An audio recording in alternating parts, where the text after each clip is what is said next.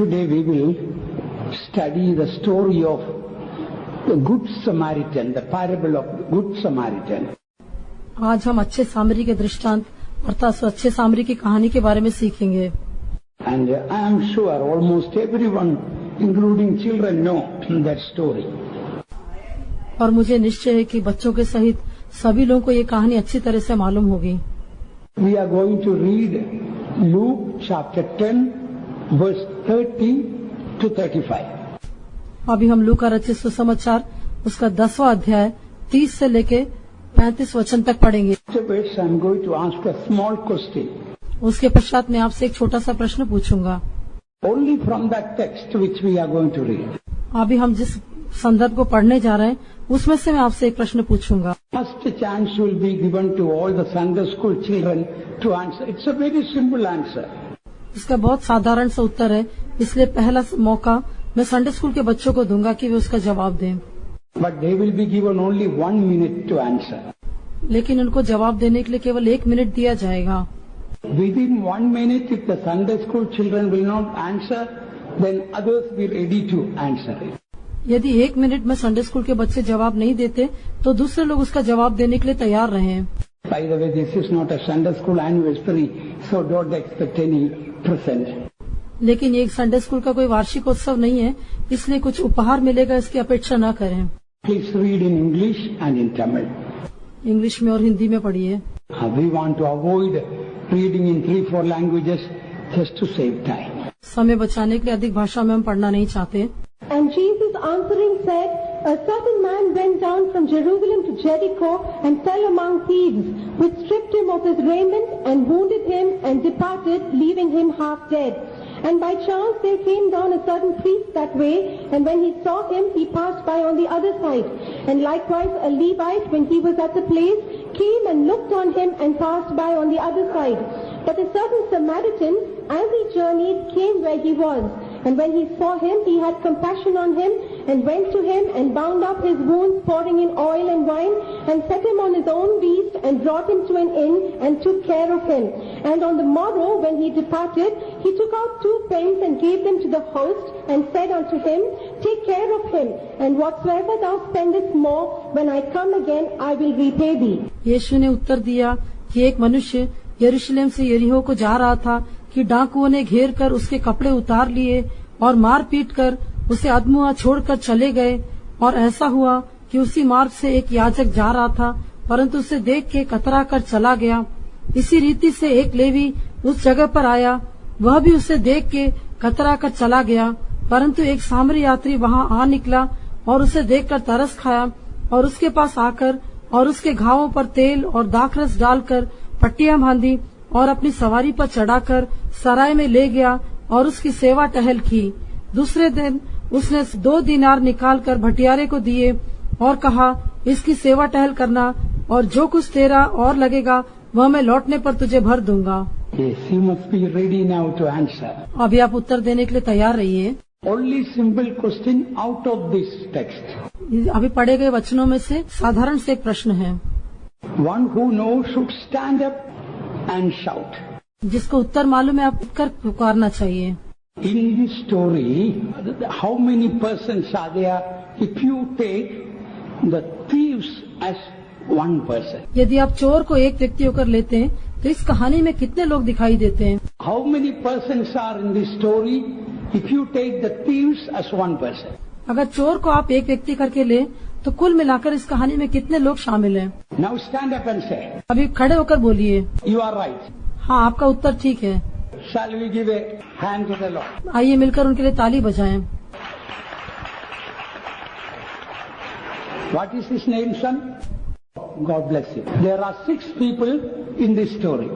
इस कहानी में 6 लोग शामिल हैं। We take thieves as one person. चोर को यदि हम एक व्यक्ति होकर ले तो Then the wounded man. फिर घायल व्यक्ति, Then the priest. फिर याजक, Then the Levite. फिर levy, Then the good Samaritan. फिर अच्छा सामरी, Then the innkeeper. फिर सराय का मालिक। Now the next question. अभी अगला प्रश्न है, This is not to answer, but answer yourself. ये आप उत्तर देने के लिए नहीं लेकिन आप स्वयं उत्तर दे सकते हैं। Out of these 6 characters, which character are you? ये 6 लोगों में से आप कौन से व्यक्ति होकर दिखाई देते हैं? Some people may be like thieves. कुछ लोग चोरों के समान होंगे।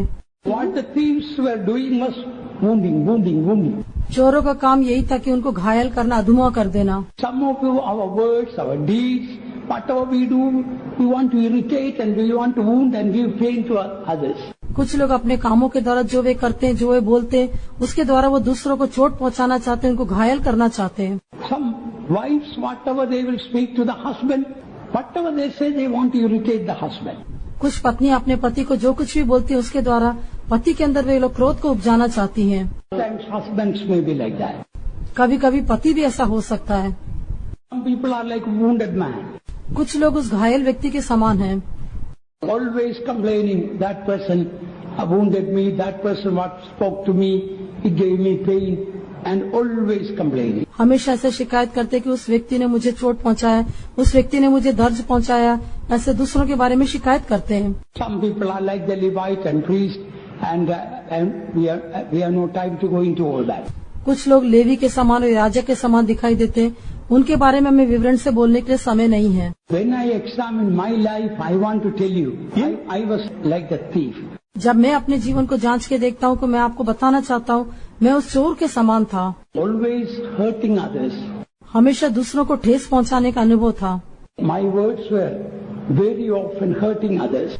अक्सर मेरे शब्द दूसरों को ठोकर पहुँचाने वाले थे। I had a terrible problem of anger right from my childhood. मेरे बचपन से लेके मुझे क्रोध की एक भयंकर समस्या थी। So therefore, people really were around me suffered a lot. इस कारण से मेरे चारों ओर के लोग मेरे कारण बहुत कष्ट उठाते थे। In the school, at home, everywhere I was a real problem. School में और घर में हर एक जगह मैं एक बड़ी समस्या होकर दिखाई दिया। I couldn't control my anger. मैं अपने क्रोध को नियंत्रण नहीं कर पाता था। When I get angry, I don't know what I speak, to whom I speak, I don't know. क्रोध आने से मैं किससे बात करता था, क्या बात करता था, मैं नहीं जानता था। How many people I wounded. कितने लोगों को मैंने चोट पहुंचाई है। I have no time to mention all the mischief I had done because of my anger. अपने क्रोध के कारण मैंने कितनी शरारतें की है, उन सब के बारे में बोलने के लिए मेरे पास समय नहीं। But after I got saved, there was not a real change in that anger.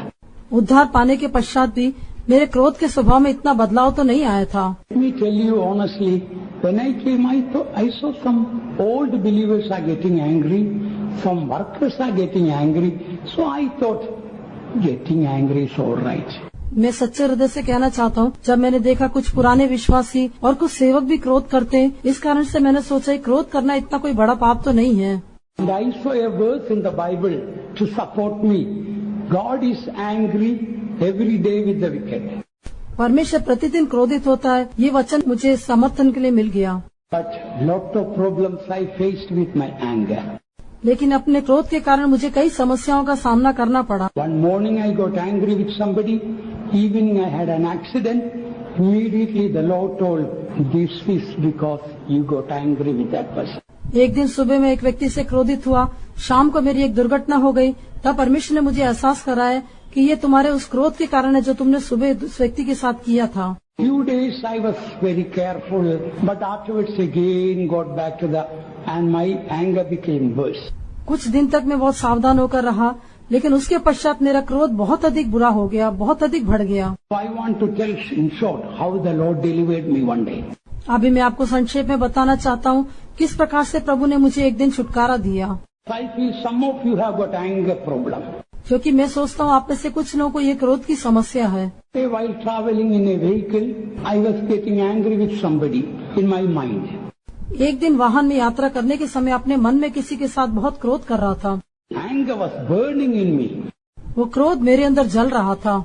When I see that person, I'm going to speak to that person. उस व्यक्ति को मिलने से मुझे उससे बात करना ही होगा। Suddenly something happened. अचानक ही कुछ हुआ। One white van was going the opposite side. विपरीत दिशा से एक सफेद रंग की वैन जा रही थी। Two English words in big red letters. अंग्रेजी के 2 अक्षर बड़े लाल अक्षरों में लिखे हुए थे। Do you know what was written? क्या आप जानते हैं उसमें क्या लिखा था? It was not a Bible verse. वो कोई बाइबल का वचन नहीं था। In big red letters, keep cool. बड़े लाल अक्षरों में लिखा था, यह ठंडक बनाए रखें। I was shocked. वो शब्दों को पढ़कर मैं एकदम भौचक्का रह गया। Here I am getting so hot and it says keep cool. इस स्थान में मैं इतना एकदम गर्म हो रहा हूँ, अंदर ही अंदर मैं उबल रहा हूँ, लेकिन यहाँ पर ऐसा लिखा है कि ठंडे बने रहे या शांत बने रहे। Later on I realized it was only an ice cream van. बाद में मुझे इसका एहसास हुआ वो एक आइसक्रीम की वैन थी, The words were for me. लेकिन उसमें लिखे हुए शब्द वो मेरे लिए थे। Deeply convicted me. इसके कारण मुझे एक बहुत गहरा एहसास हुआ। One day I went to my room and prayed. एक दिन मैंने अपने कमरे में जाके प्रार्थना की। Lord came and started speaking to me. प्रभु ने आकर मुझसे बात करना आरंभ किया। The Lord told son, what you are having is a murderous spirit. When Cain got angry, he killed Abel. प्रभु ने कहा तुम्हारे अंदर ये जो आत्मा है वो हत्या की आत्मा है। जब काइन अपने भाई पर क्रोधित हुआ तो उसने हाबिल को मार डाला। Jesus told me, angry people are worse than alcoholics.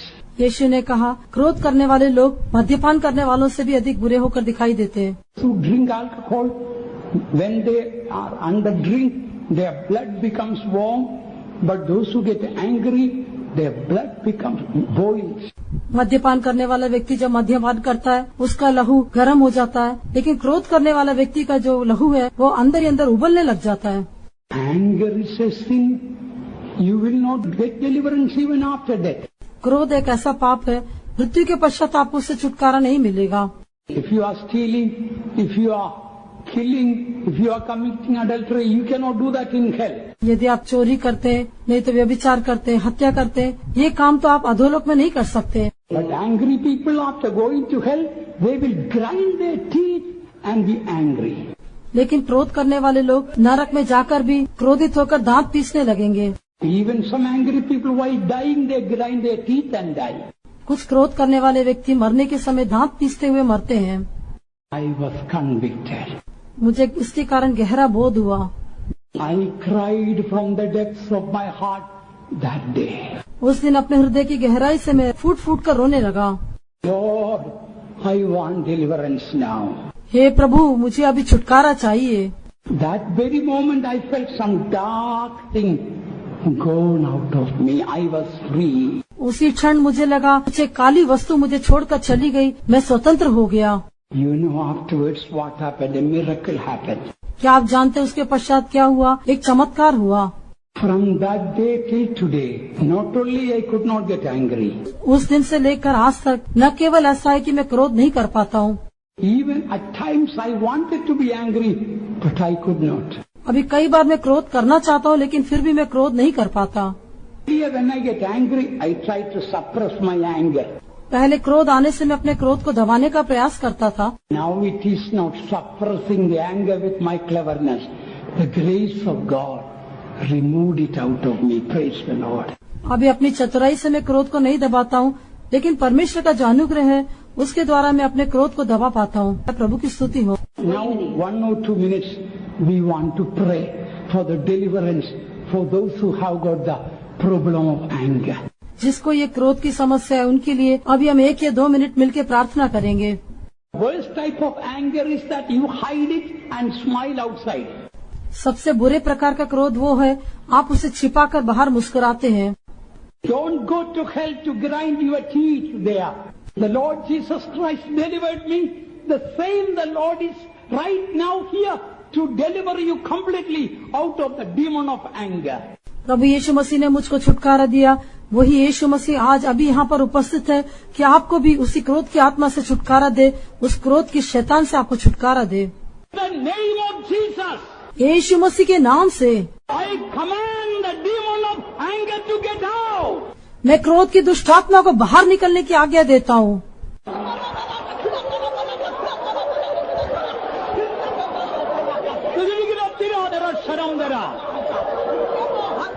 In the name of Jesus, get out, get out, get out, get out. यीशु मसीह के नाम से निकल जा, निकल जा, निकल जा। A real anointing will come upon you. एक सच्चा अभिषेक आपके ऊपर आ जाएगा। You will be free today. आज आप स्वतंत्र हो जाएंगे। Oh!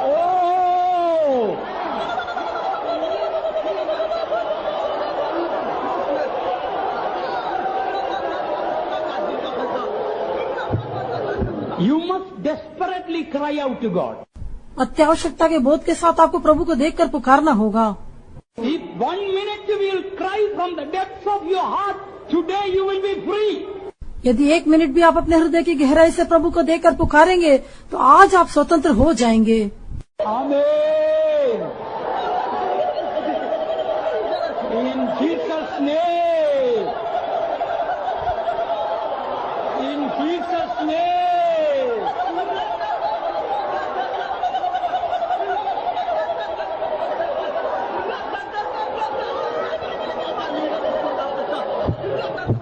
Some of you are pride because of that. You don't want to cry.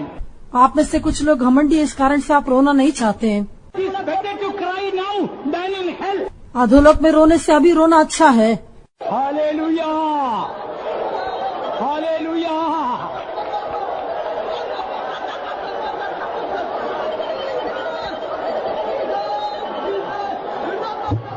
Some of you are already delivered, आप में से कुछ लोगों ने अभी से छुटकारा पा लिया है, but still there are many to be delivered. लेकिन फिर भी अभी बहुत से लोग छुड़ाए जाने के लिए हैं। Hallelujah! Hallelujah!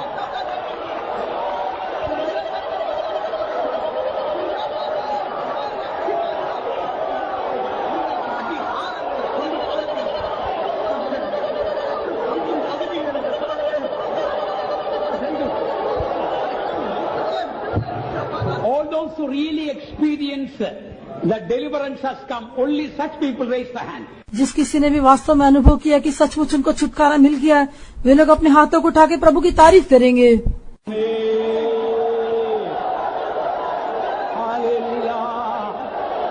Hallelujah! Amen!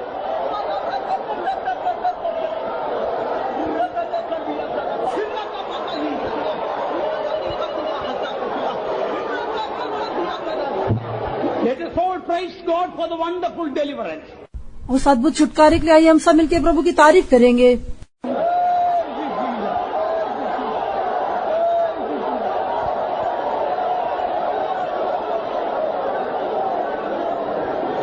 Now let us turn to Luke chapter 10.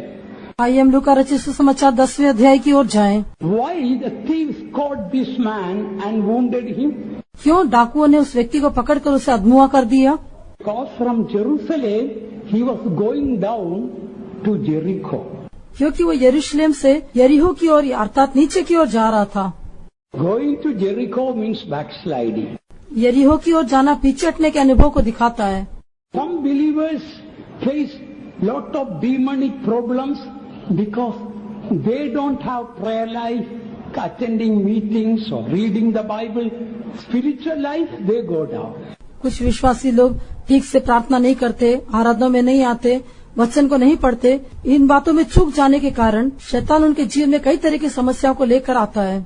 Many years ago in a church, one believer gave a good testimony. Good testimony means it really helped everyone. कई वर्षों पहले एक कलीसिया में एक विश्वासी ने एक अच्छी गवाही दी। अच्छी गवाही का अर्थ है कि उससे बहुत सारे लोगों को लाभ पहुंचा। That believer was not a very spiritual man.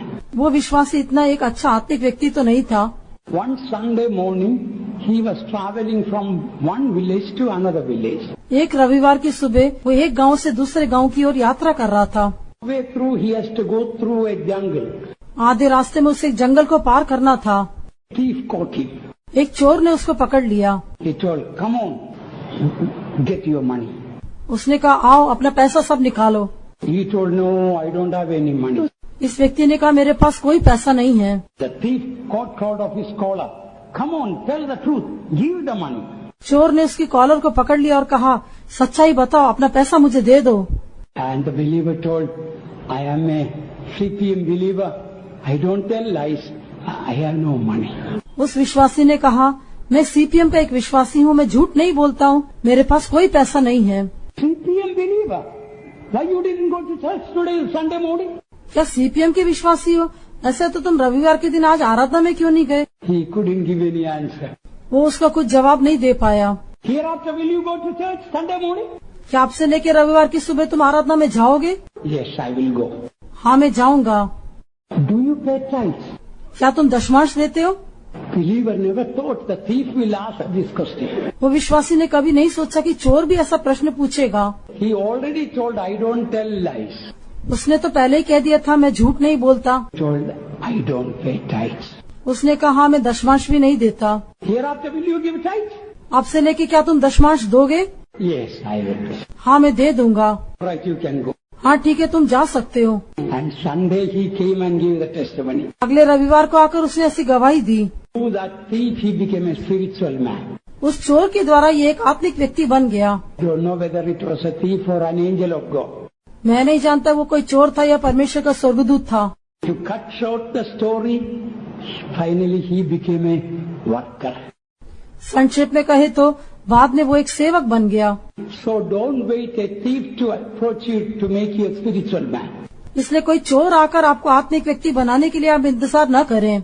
Coming back to the our text, we find when this man was wounded and lying on the ground, by chance a certain priest came that way.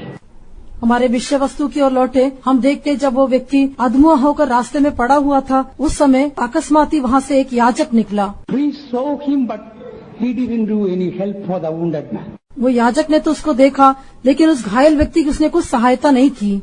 The priest stands for religion. Religion, including Christian religion, cannot do any help for us. याजक धर्म को दिखाता है। धर्म कहने से मसीह धर्म को मिलाकर कहे तो ये धर्म किसी भी तरह से व्यक्ति की सहायता नहीं कर सकता। Only religions bring fightings. Hindus, Muslims, Christians, they fight each other in the name of religion. धर्म कहने से उसके द्वारा लोग आपस में लड़ते हैं। हिंदू, मुस्लिम, ईसाई कोई भी क्यों न हो, वे लोग आपस में लड़ते रहेंगे। धर्म के नाम पर वे लड़ाई करते रहेंगे। And then by chance a Levite came that way. He also did not do anything.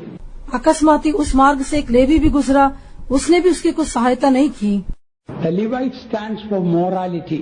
लेवीय कहने से वो नैतिकता को दिखाता है। It is good to be moral, but morality does not take anybody to heaven. भला या नैतिक होकर दिखाई देना तो अच्छी बात है, लेकिन ये नैतिकता किसी भी मनुष्य को स्वर्ग में नहीं ले जा सकती। Then a Samaritan came that way. फिर इस मार्ग से एक सामरी भी गुजरा।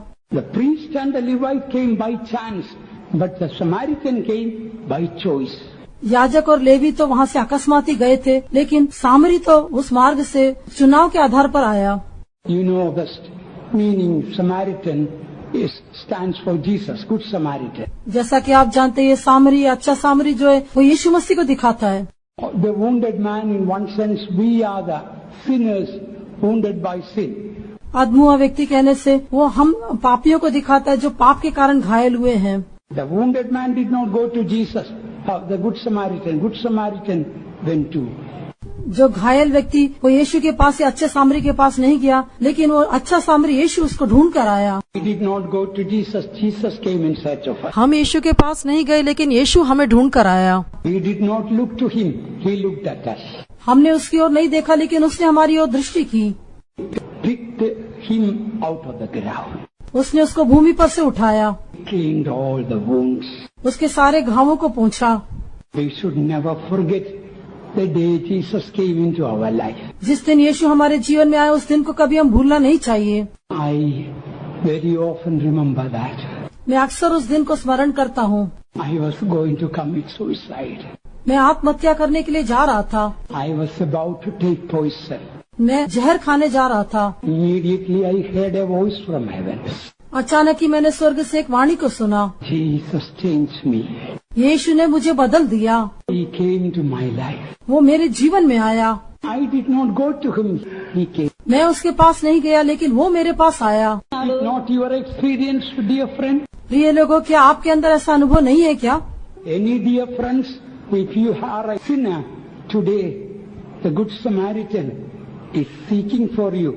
Come and give your life to him. प्रिय लोगों, आप चाहे कोई भी क्यों न हो, को आप या पापी हो, लेकिन यीशु मसीह आपको ढूंढ कर आता है। And the Good Samaritan brought him to an inn and took care of him. वो अच्छा सामरी उसको एक सराय में लेकर आया और उसकी देखभाल की। This inn stands for the church. ये सराय कलीसिया को दिखाती है। Jesus not only saved us, brought us to the right church, right place. यीशु मसीह ने न केवल हमारा उद्धार किया, लेकिन हमें सही स्थान में, सही कलीसिया में लेकर आया। Night, Good Samaritan looked after the wounded man. रात के समय अच्छे सामरी ने उस घायल व्यक्ति की देखभाल की। In the times of darkness and difficulty, our Jesus himself took care of us. कठिनाई के समय, संकट के समय में, परीक्षा के समय हमारे यीशु मसीह ने स्वयं हमारी देखभाल की। On the morrow, the Good Samaritan took 2 pence and gave to the innkeeper and told, take care of this wounded man. दूसरे दिन उस अच्छे सामरी ने 2 दिनार निकालकर उस भटियारे को दिए और कहा, इसकी सेवा टहल करना। The innkeeper stands for the servants of God. ये सराय का जो भटियारा है वो परमेश्वर के सेवकों को दर्शाता है। What is the 2 pence that Good Samaritan gave to the servant of God? ये 2 दिनार क्या है जो अच्छे सामरी ने उस परमेश्वर के सेवक को दिए हैं? Grace and truth. ये अनुग्रह और सच्चाई है। In John's Gospel 1:14 and 17 we read, grace and truth came by Jesus Christ. यूहन्ना का सुसमाचार 1 अध्याय का 14 और 17 वचन में हम पढ़ते, अनुग्रह और सच्चाई यीशु मसीह के द्वारा आए। True servants of God, what they need is not education, not money, not greatness, but they need the grace of God and the truth of God. जो परमेश्वर के सच्चे सेवक हैं, उनको कोई पढ़ाई, उनको कोई नाम या प्रशंसा या पैसा नहीं चाहिए, लेकिन उनको जो आवश्यक है वो अनुग्रह और सच्चाई है। The 2 pence that Good Samaritan gave also stands revelation of Zion and New Jerusalem for servants of God. अच्छे सामरी ने जो 2 दिनार दिए थे वो सिय्योन और नए यरूशलेम का जो प्रकाशन है, जो परमेश्वर के सेवक को दिया जाता है, उसको भी दर्शाता है। I am sorry to say, those who are paid salary, they are not true servants of God. ये कहने के लिए मैं दुखी हूँ कि सेवा के बदले जिसको वेतन मिलता है वो परमेश्वर का सच्चा सेवक नहीं है। There is a saying, if you are serving Jesus for salary, you may one day serve the devil for better wages. ऐसी एक कहावत है, यदि आप वेतन के लिए यीशु की सेवा करते हैं तो अच्छा वेतन पाने के लिए अगले दिन आप शैतान की भी सेवा करने लगेंगे। Consecrated servants of God are given 2 things, grace and truth. परमेश्वर के प्रतिष्ठित सेवकों को 2 बातें दी जाती है, अनुग्रह और सच्चाई। Both are needed. If you have grace without truth, it is of no use. If you have truth without grace, it is of no use. दोनों आपके लिए आवश्यक है। यदि आपके पास अनुग्रह है और सच्चाई नहीं तो उससे कुछ फायदा नहीं, और यदि सच्चाई और अनुग्रह नहीं तो उससे भी कुछ फायदा नहीं। For example, you are given the truth of divine healing, but without grace, you cannot obey the truth. उदाहरण के लिए आपको ईश्वरीय चंगाई की सच्चाई दी जाती है, लेकिन अनुग्रह के बिना आप उसकी सच्चाई का पालन नहीं कर सकते। I remember it is Jesus himself brought me to this fellowship over 41 years ago. मुझे याद है इस संगति में 41 वर्ष पूर्व यीशु मसीह स्वयं मुझे लेकर आया। You must be with this consecrated servants of God with 2 pences for readiness for the coming of the Lord. प्रभु के आगमन की तैयारी के निमित्त परमेश्वर के प्रतिष्ठित सेवकों के साथ ये 2 दिनार के साथ आप हमेशा दिखाई देना चाहिए। Revelation of Zion and New Jerusalem, servants of God need. परमेश्वर के सेवकों को सिय्योन और नए यरूशलेम का प्रकाशन होना आवश्यक है। I speak, I feel in my spirit, Jesus is calling some of you to Zion. मैं बोलने के समय मुझे ऐसा महसूस हो रहा है, यीशु मसीह आप में से कुछ लोगों को सिय्योन के लिए बुला रहा है। In the Bible we read in Matthew chapter 20, the vineyard story, 1 pence is the wages of 1 day. मत्ती का सुसमाचार 20वें अध्याय में हम देखते हैं, 1 दिनार कहने से 1 दिन की मजदूरी को दर्शाता है। 2 pence given shows 2 days salary. 2 दिनार जो है वो 2 दिन की मजदूरी को दिखाता है। That means after 2 days the Good Samaritan will come back. That's why 2 days wages given. अर्थात 2 दिन के पश्चात वो अच्छा सामरी वापस आएगा, इसके लिए 2 दिन के लिए 2 दिनार दिए गए। 1 day stands for 1000 years and 2 days 2000 years. 1 दिन 1000 वर्ष को और 2 दिन 2000 वर्ष को दिखाता है। Beloved ones, now almost we are at the end of the 2000 years. Our Good Samaritan is going to come very soon.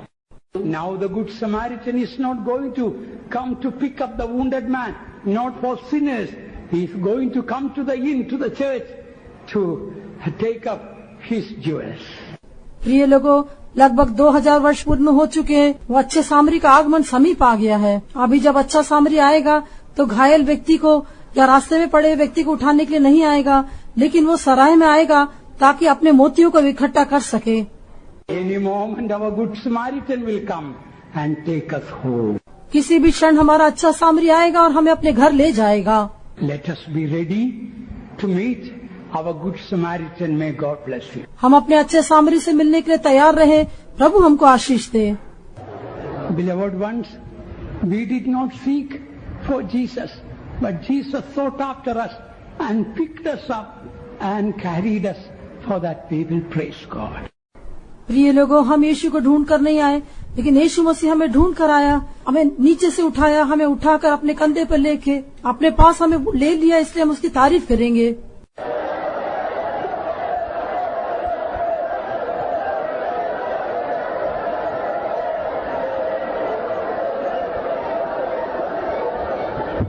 Our good Samaritan's coming is very near. हमारे अच्छे सामरी का आगमन बहुत निकट है। 2000 years almost finished. लगभग 2000 वर्ष बीत चुके हैं। When he comes, beloved ones, he will not forsake us. प्रिय लोगों, जब वो आएगा वो कभी हमें नहीं छोड़ेगा। He will come and take us home, for that we will praise God. वो आकर हमें अपने घर ले जाएगा, इसलिए हम तारीफ करेंगे।